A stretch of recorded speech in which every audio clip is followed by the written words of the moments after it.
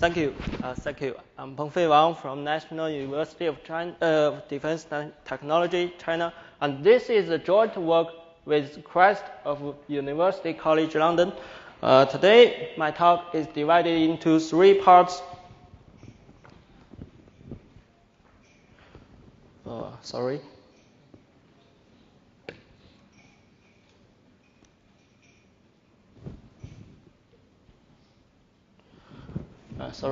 My talk is divided into 3 parts. First of all, I'm talking about what is double-fetch and why I'm doing this topic. Secondly, is the approach we used, static pattern-based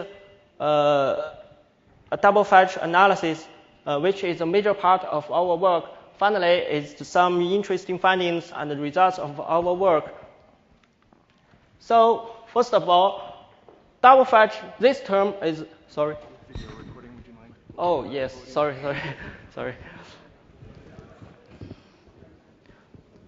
The term double-fetch is firstly introduced by Kernel in 2008 in a report of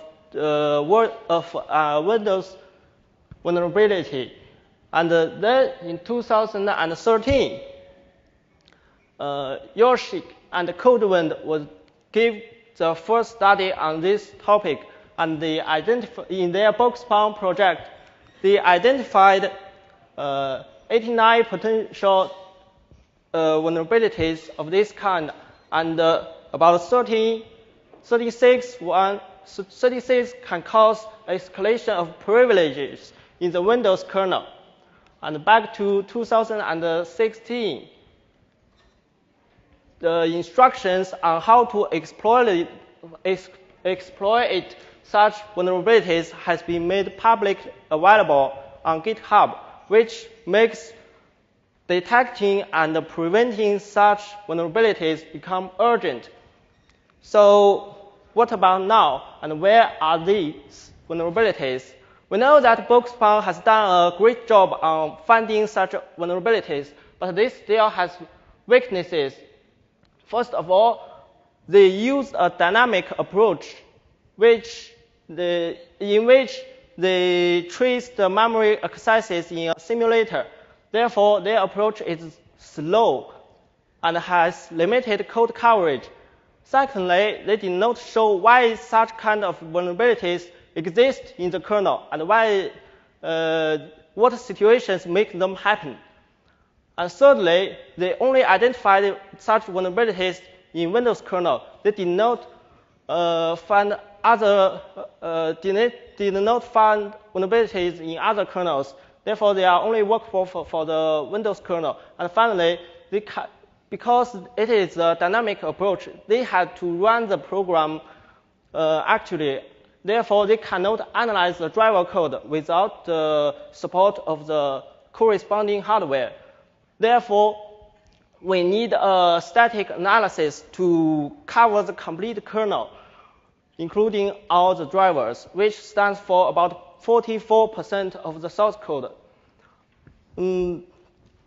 So let's introduce what really a double-fetch is.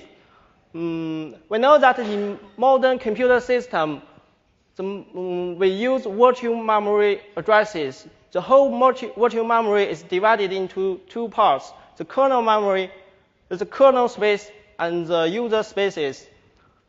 Each user process has its own spaces, and all the address spaces are isolated to each other. Only the kernel can access to the user spaces. Therefore, in order to take advantage of the kernel functionalities, the user has to invoke the system call interface. The system call are fundamental interfaces between the applications and the kernel. And during the invocation of these system calls, arguments had to copy either directly or as a pointer to the kernel. And since the data comes from the user application, therefore the kernel cannot trust any data from the user application. That's how a double fetch happens. We can see there are two address spaces, kernel space, and the user space. In order to invoke a system call, the user application has to prepare the data at first from the user side. Let's suppose we have a variable of size 32 bytes. And then the user application calls a system call from the kernel. Then the system call verifies this data from the user space the first time. It checks the size and it meets the condition.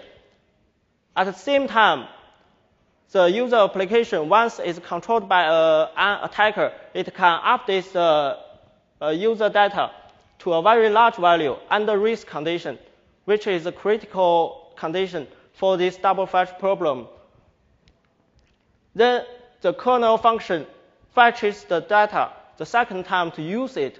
It will cause the data inconsistency for the kernel use, and most probably cause problems such as information leakage or privilege escalation, buffer overflow, and so on. Double fetch problem in the Linux is a little special because Linux uses dedicated functions to copy data between the kernel and the user spaces, such as get user copy from user. In such a way, data is ensured to the data copy is ensured to be valid, and checks the validation of the address and handle the page faults. Let's see a simple example about how the double fetch happens in the Linux with the transfer functions. We can see in this snaps of this code, there are two boxes which indicates the two fetches of the same user data fetched from the user pointer arg and copied to the kernel. Then for the first copied data is used to allocate buffer for the based on the size element of the first fetch. And for the second fetch, we also use the size element from the fetch data to manipulate the copied data, which is both occurs in the memcopy function. We can see in this function, the size from the second fetch is used to control the copy, and the size from the first fetch is indicates the buffer length, which is the dd config. And if the size element is not identical from both fetches, then a buffer flow will be caused. So in the second step, we'll see what we have done on this topic. Our approach is based on the Coccinelle engine, which is a program matching and transformation engine used for the Linux checking. We developed two analyses based on this checking. A simple analysis to identify the double fetch situations, and a refined analysis to discover the double fetch bugs. Here we made a distinction between the double fetch situations and double fetch bugs. Double fetch situations refers to the situations that the kernel fetching from the user space the same data twice, but this does not necessarily cause buggy results. While the double fetch bugs are the situations that can actually cause buggy results. This is an overview of our approach, which is divided into two phases. The first phase is based on the basic pattern, which is a pattern that the kernel, there are multiple invocations of the transfer functions that copy from the same user location multiple times, which indicates the fetching the same data multiple times to the kernel. Then we got candidate files, and we do manual analysis on these files. Then we got some essential knowledge about this double fetch problem, especially in the implementation level. Then we refined our pattern and included corner cases and remove false positives. And we got the refined pattern to detect double fetch bugs. And the manual analysis is a very interesting and essential part of our work. During the manual analysis, we mainly did 3 aspects of this work. First of all, we observe the characteristics of the double fetch problem, which is how the user data is fetched into the kernel from the user space and how it is used in the kernel. Then we know the trigger and the consequences of these double fetch bugs. The second part is we get to know the details at the C code level of the double fetch bugs, such as the context information and the implementation details at the C code level, so as we can add rules about how to actually match and detect such bugs in the kernel. The third part is a categorization.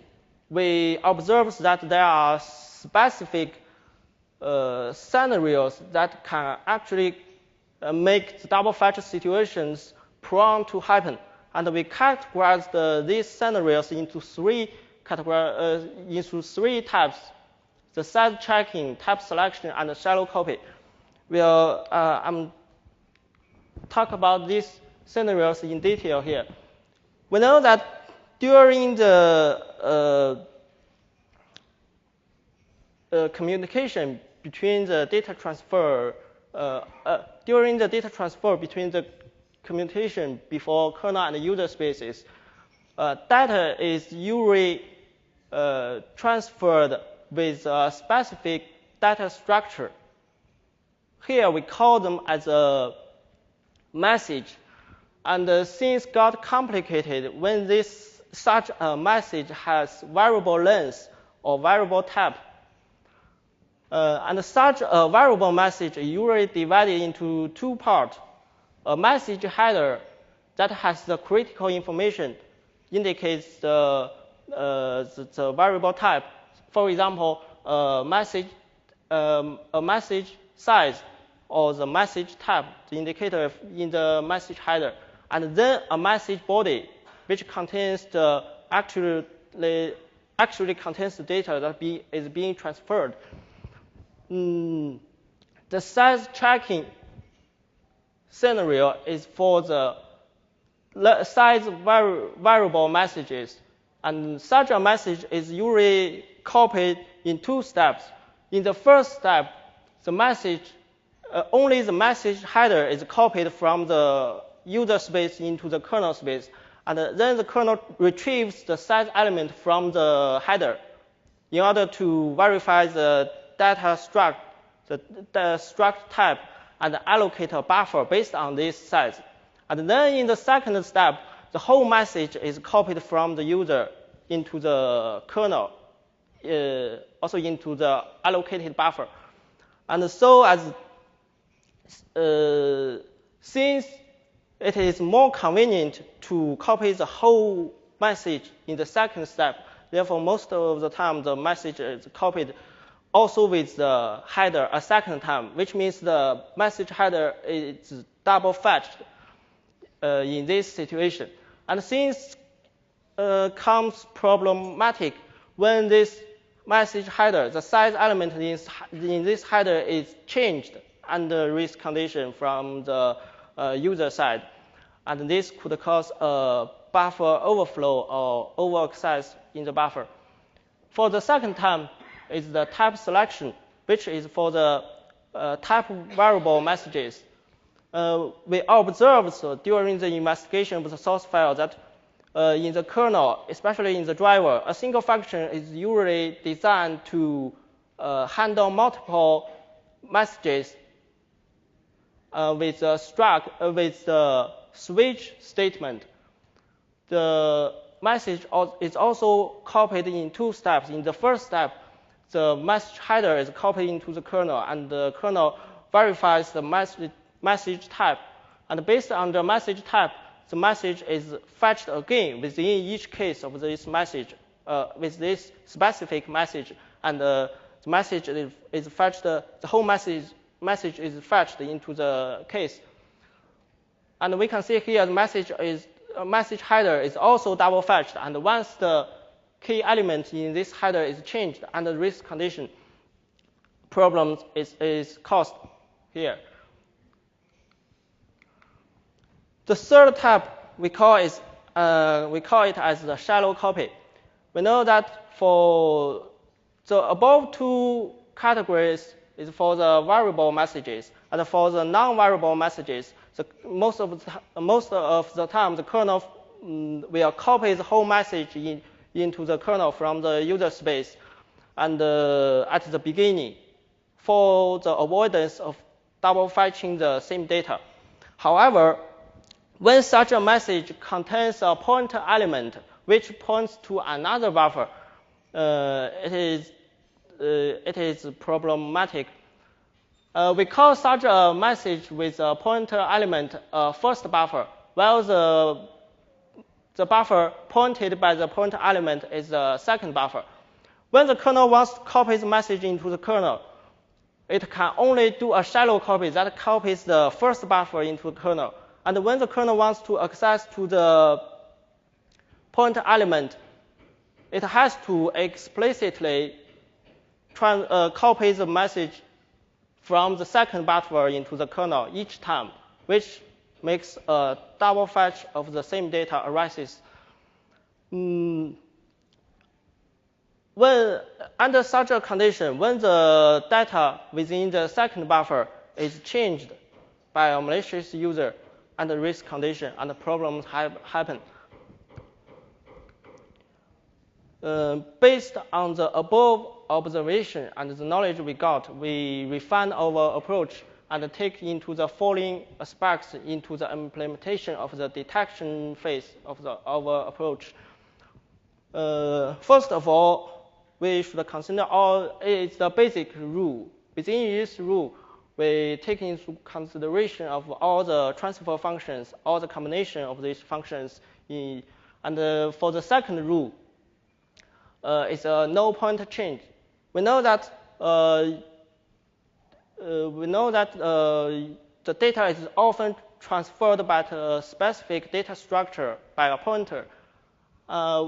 Therefore, when we do the pattern matching, the pointer should not change by adding an offset or self-increasement or self-decreasement.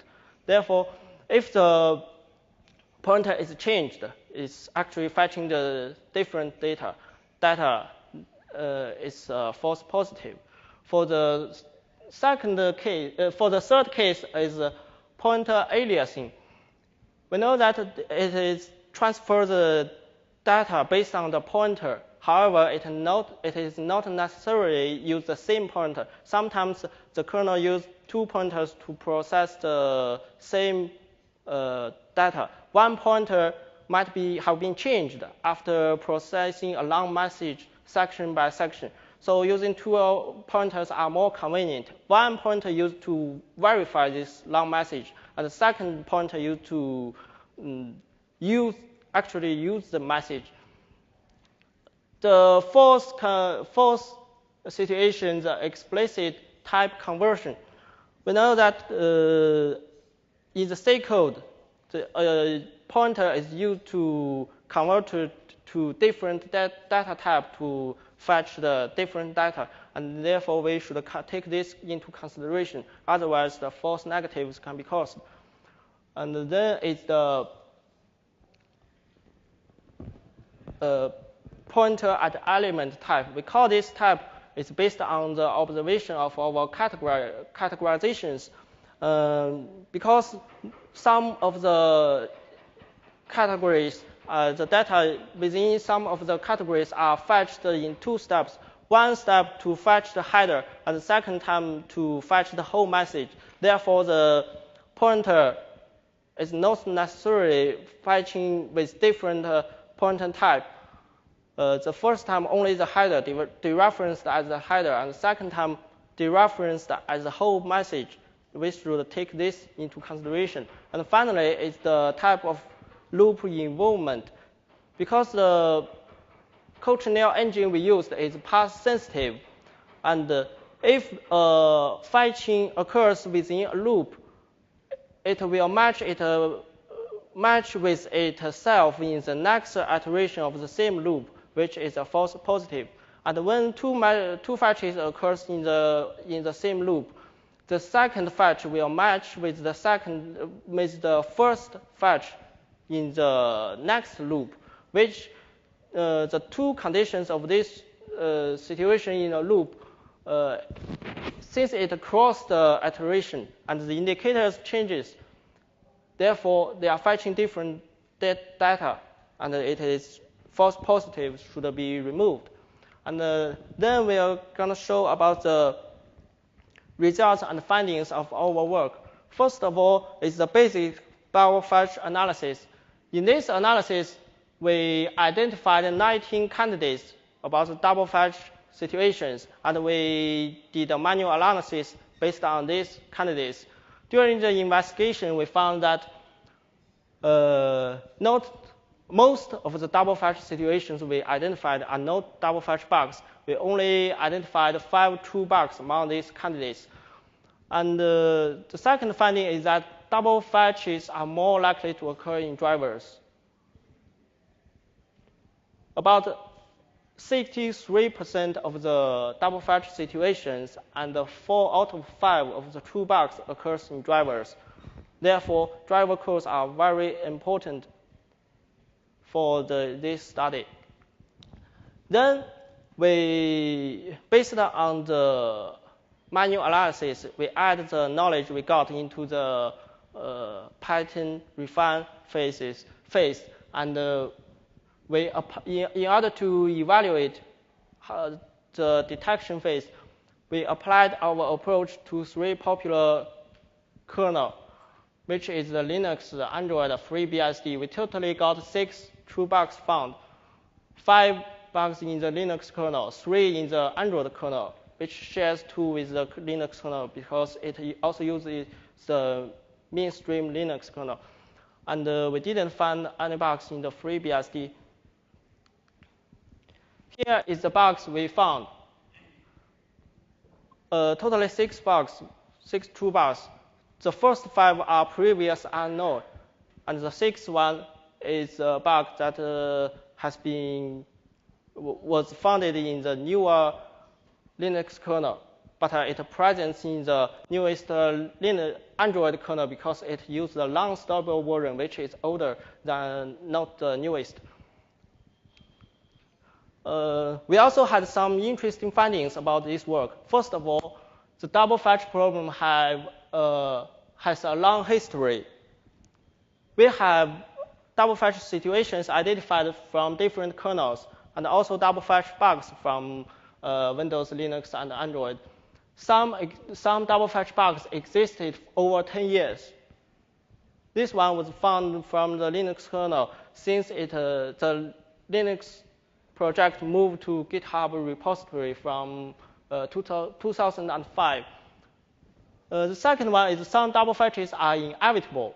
We categorize the 3 scenarios for these 3 inevitable scenarios, which is the set checking and type selection and the shallow copy, among which set checking is more likely to cause buggy problems.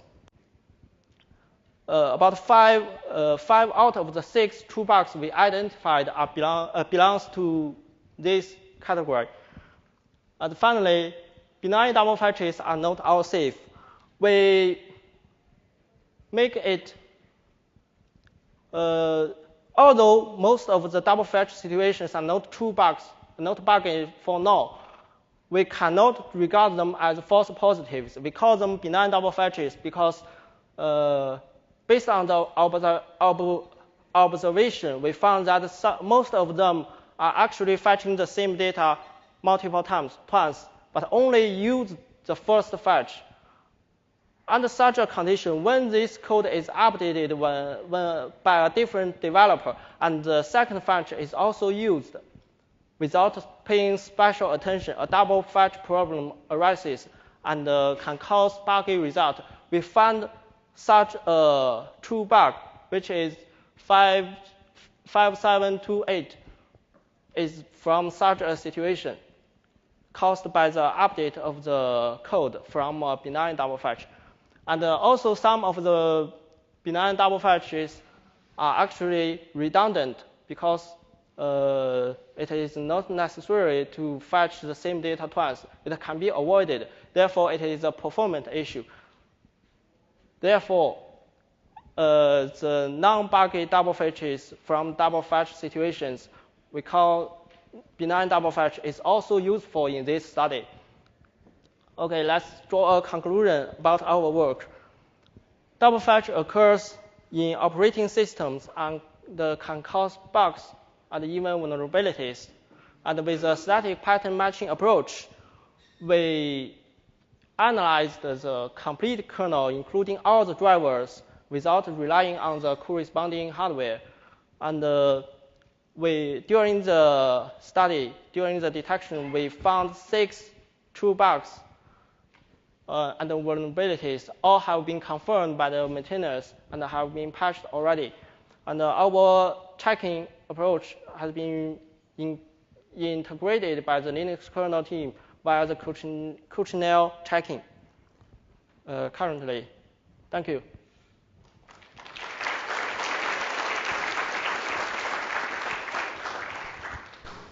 Okay, so we have time for a few questions. Come please up to the mic and state your name and affiliation. Yeah, thank you for presentation. I'm Shinjo Park from TU Berlin. Well, because Linux kernels, both Linux kernels and Android kernels contains quite a lot of device drivers, which is written by independent manufacturers. And what kind of coding practice could you recommend for driver writers to avoid the double patch problem in the future? Sorry. Final sentence? What kind of practices to recommended to the driver developers to avoid the double fetch problem in the future? Oh yes. In order to prevent such double fetch problem, we also have some strategies to prevent such a bug. First of all, for the developers, it can try to not double fetch the same problem, the same data from the user space. And for the situations that it is inevitable to fetch the same data, try to stick to the same fetch, use the data from the same fetch. And we also observed some patches from the developers. It patches in a way either you override the second fetch with the first fetch, or compare the two fetches from the data from the two fetches. Especially the comparison method, it is very practical because it does not need to modify much of the code. And it can report when the data is not identical and we know that someone is trying to disrupt the kernel with this method, and we can, it lacks alert for this problem. So most of the double fetch bugs are patched in this way. And we also implemented a simple tool to automatically patch these double fetch bugs by comparison after the two fetches to ensure it is not a problem. Thank you. Hi, Meng from Georgia Tech. So very interesting work, and I have 2 questions. Okay. So the first one is like, according to the the bugs you find, they are all within the same functions, right? Yes. They all happen within some. So the question is like, do you think there will be bugs that happens across the functions? Say you have 2 double fetches, like one in one function, the other in another function. Do you think it's possible, or do you think it's not possible? Yes, it is very likely to have the inter-procedural situations that double fetch happens in such a situation. But currently, based on our observation, we haven't found such a situation. So you do some investigation and you didn't Yes, find we did some investigation, but I cannot guarantee that it is sound. So it is very likely that it exists somewhere we haven't found. I see. So another question is like on the shallow copy one, why is it a bug? Because there's a pointer within the first fetch, and then you fetch another the second buffer. The two buffers, likely they won't be in the same address, but why is Yes, actually, we call the first two scenarios are scenarios that can cause buggy problem. While for the shallow copy, it's a little special because it itself cannot cause buggy problem. It can only cause buggy problem when combined with the previously two scenarios. And therefore, in the second bug detection phase, we do not count this shallow copy situation, taking into account of this situation. And we only observe this situation during the manual analysis. And we found this situation is prone to cause the first two situations. I see. Thank you. Thank you. Okay, let's thank the speaker again.